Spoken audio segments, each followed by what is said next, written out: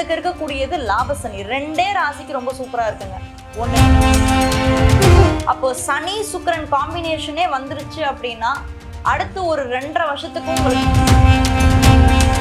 எவ்வளவு அதிர்ஷ்டம் உங்களுக்கு உண்டாகும்னு பாத்தீங்கன்னா கிட்டத்தட்ட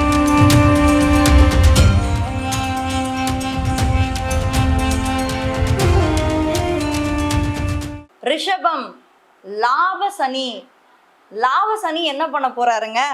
ரிஷபராசியை பொறுத்த வரைக்கும் சனிதான் வந்து சூப்பர் ஸ்டார் அப்படின்னு நான் சொல்லுவேன். இந்த ரிஷபம் துலாத்துக்கு சனிதான் வந்து மிகப்பெரிய ஒரு யோகாதிபதியா வராரு. அந்த சனி பகவான் உங்களுடைய ராசியிலிருந்து இப்ப மார்ச் 6ஆம் தேதி வாக்கிய பஞ்சாங்கத்தின் முறைப்படி 11ஆம் இடம் லாபஸ்தானத்துக்கு வராரு. எந்தெந்த மாதிரி பலன்களை செய்ய போறாரு நம்ம பார்க்க போறோம். அது மட்டும் இல்லாம இந்த ரிஷப ராசியில 3 நட்சத்திரங்கள் இருக்கு. கார்த்திகை, ரோஹிணி, மிருகசீரிஷம். இந்த கார்த்திகை, ரோஹிணி, மிருகசீரிஷத்துல பிறந்தவங்களுக்கு எந்தெந்த மாதிரி நன்மைகள் நடக்க போகுது, அதிர்ஷ்டம் எவ்வளவு இருக்க போகுது, அதுவும் எவ்வளவு விழுக்காடு இருக்க போகுது அப்படின்றத நம்ம தெரிஞ்சுக்க போறோம். தொடர்ந்து வீடியோவை ஸ்கிப் பண்ணாம பாருங்க.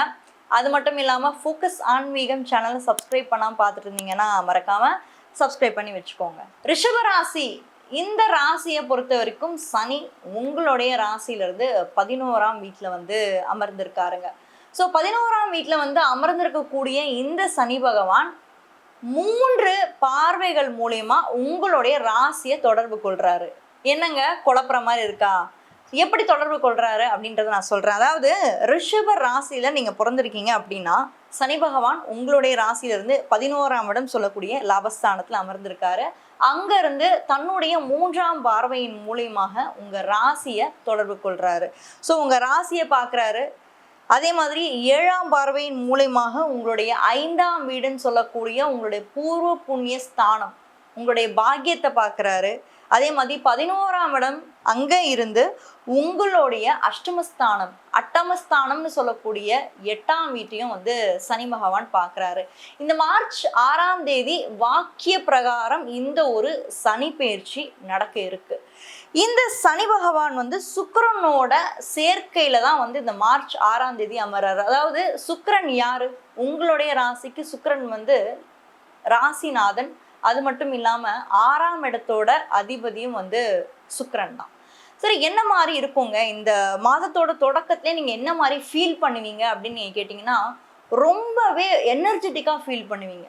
ஏன்னா உங்க ராசிநாதன் பாருங்க சுக்கிரன். சுக்கிரன் அப்படின்னா இயல், இசை, நாடகம், கலைக்கு அதிபதி வந்து சுக்கிரன் தான் அப்படின்றதுனால லாபஸ்தானத்துல இந்த சுக்கிரன் வந்து அமர்வது யாருக்கு மிகவும் நல்லா இருக்கும்னு கேட்டீங்கன்னா கிரியேட்டிவ் ஃபீல்டில் இருக்கவங்க, ஆர்டிஸ்டா இருக்கவங்க, சினிமா துறையில இருக்கவங்க. ஏன்னா சுக்கிரன் அப்படின்னாலே அந்த ஒரு கவர்ச்சி, அந்த ஒரு அழகு தான் சுக்கிரன். அப்போ சனி சுக்கிரன் காம்பினேஷனே வந்துருச்சு அப்படின்னா அடுத்து ஒரு 2.5 வருஷத்துக்கும் உங்களுக்கு லாபசனி. அப்போ இந்த மாதிரி துறையில இருக்கவங்களுக்கெல்லாம் நிச்சயமாக நல்ல லாபங்கள் வந்து ஏற்படும். அது மட்டும் இல்லாம இந்த ரிஷப ராசியில 3 நட்சத்திரங்கள் இருக்குன்னு நான் சொல்லிட்டேன் இல்லையா? கார்த்திகை, ரோஹிணி, மிருகசீரிஷம். இந்த கார்த்திகை நட்சத்திரம் வந்து சூரியனோட ஆதிக்கம் பெற்ற ஒரு நட்சத்திரம். இந்த சூரியன் உங்களுடைய ராசியிலிருந்து 10ஆம் இடத்துல இந்த ஒரு பெயர்ச்சி அப்போ அமர்ந்திருக்காரு. அப்போ எவ்வளவு சதவீதம் உங்களுக்கு நன்மைகள் நடக்கும், எவ்வளவு அதிர்ஷ்டம் உங்களுக்கு உண்டாகும்னு பார்த்தீங்கன்னா கிட்டத்தட்ட 90% உங்களுக்கு நல்லா இருக்கும்.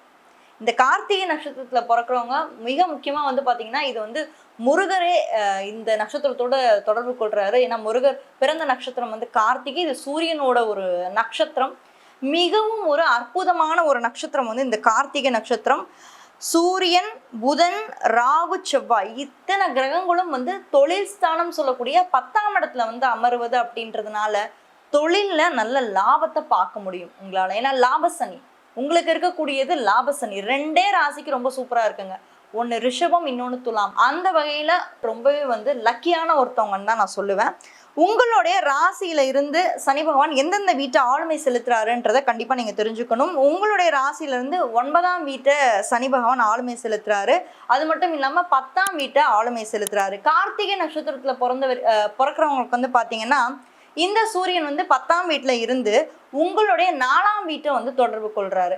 அப்போ என்ன மாதிரி இருக்கும் பாசிபிலிட்டி, என்ன மாதிரி சான்சஸ் உங்களுக்கு நல்லா இருக்கு அப்படின்னு பாத்தீங்கன்னா ஃபாரின் போறதுக்கான வாய்ப்புகள் வந்து ஏற்படுது. உங்களுக்கு ஃபாரின் அமைப்புகள் வந்து ஏற்படுது.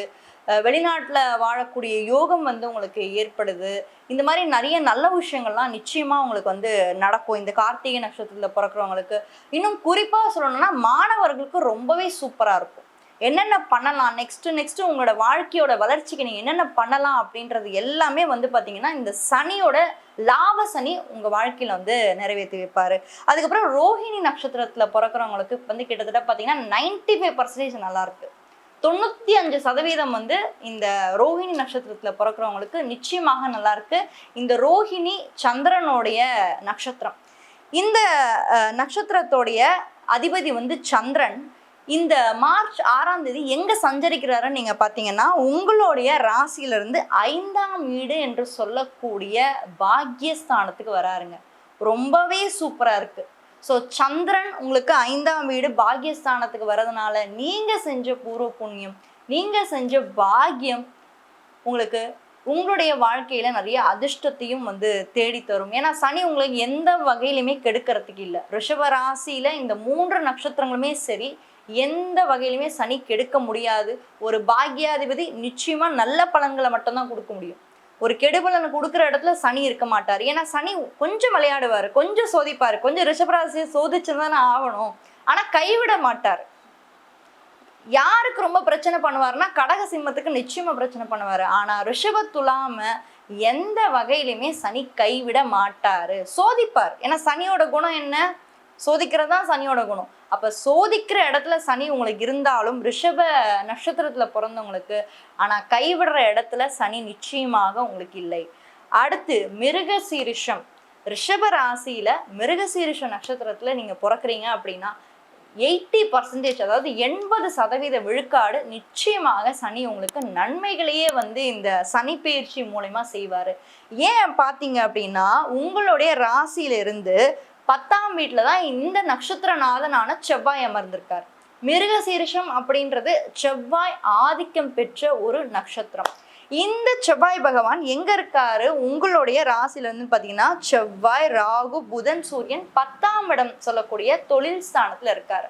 இப்ப நீங்க மிலிட்ரி, ஆர்மி, செவ்வாய் ஆதிக்கம் பெற்ற துறைகள்ல நீங்க இருக்கீங்க, பூமி சம்பந்தப்பட்ட விஷயங்கள்ல இருக்கீங்க, ரியல் எஸ்டேட், லேண்டு, இந்த மாதிரி விஷயங்கள்லாம் இருக்கீங்கன்னா ரொம்பவே சூப்பரா இருக்கு இந்த சனி பயிற்சி.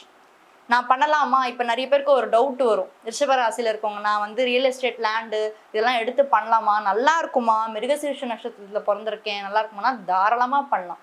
செவ்வாய் உங்களுக்கு 10ஆம் இடம் சொல்லக்கூடிய தொழில் ஸ்தானத்திலே இந்த மார்ச் 6ஆம் தேதி அமர்ந்திருக்காரு. ஸோ ராகுவோட இணைவில் இருக்காரு. ராகு கெடுதல் தான் பண்ணுவாருன்னா கிடையாது. ரிஷபம் நல்லா புரிஞ்சுக்கணும், ரிஷபராசிக்கு நல்லதே பண்ணுவார்.